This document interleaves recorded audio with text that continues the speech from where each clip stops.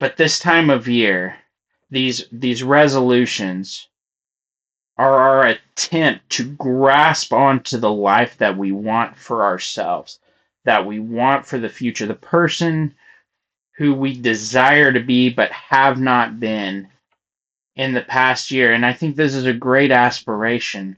But what if we are identifying the symptoms when we should really be looking at the underlying cause? And maybe the reason that we're unable to have a lasting change in our lives, while we can't continue in those resolutions. Now, this doesn't apply to you who have managed somehow to continue to persist in these resolutions, and your life has changed because of them, and that's fantastic. But for me and others like me, many of you who are listening can probably relate that the resolutions made at the new year are short lived, to say the least.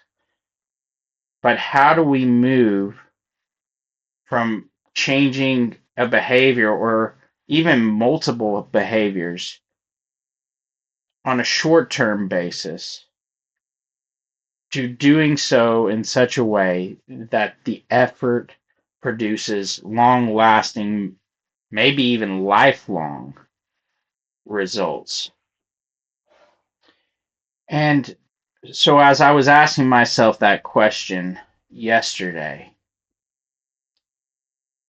it dawned on me that instead of trying to form a new behavior, a new pattern of what I would do this year, that this year I was going to work on finding a new way of thinking and let the behavior that results, not just one change in behavior, I think you would see a change in all your behaviors if we were willing to address the root cause, which would be the flaws in our thinking. And that's what the Burden of Proof series, the book series, is all about. And that's why I wrote it to begin with, is because we've all inherited beliefs.